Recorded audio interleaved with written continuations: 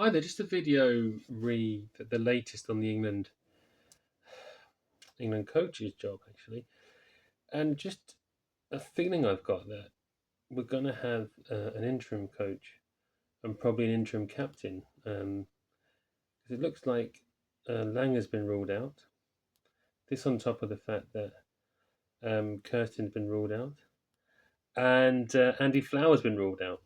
So the three kind of top top names, you would say, top names, the successful coaches all ruled out. Now, I think Ree Langer, the Ashes rivalry is very real to him, and it might have been too much for him um, to actually coach England.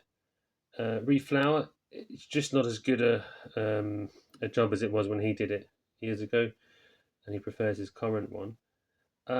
But Ree Kirsten, they could have actually got him if they'd actually pulled their finger out after the Ashes, but they waited. They were too inert and ended up making a dog's dinner of it.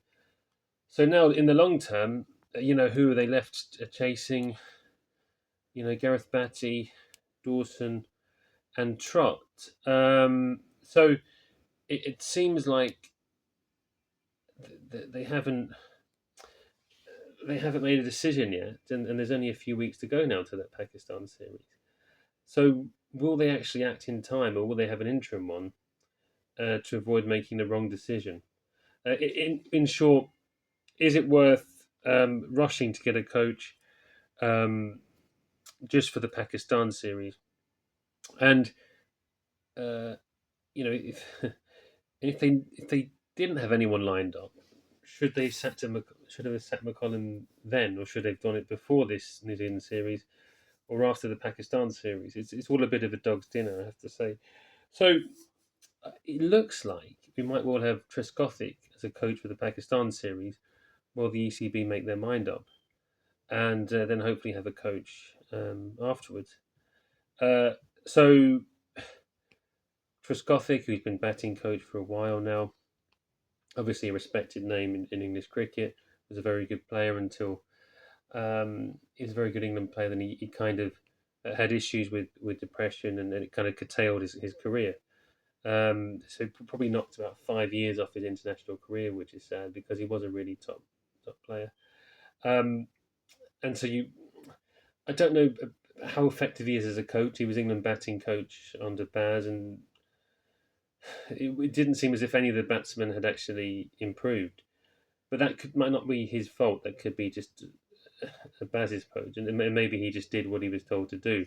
I don't know what he'd be like as a coach. He's coached the white ball side on occasion, so he has had some coaching experience, and he is a cricket man.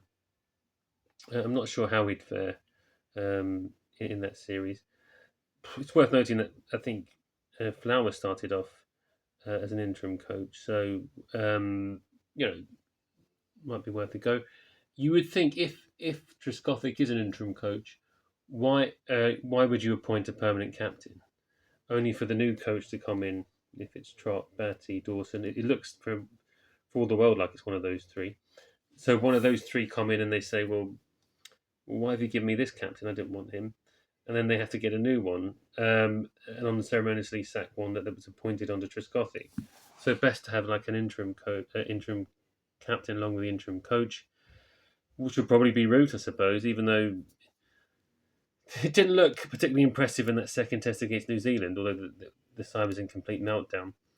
Um, unless they brought someone in just to captain that series. But again, it, it would depend how much they valued that Pakistan series. I don't know how much they value it. Not sure how much they value any series now.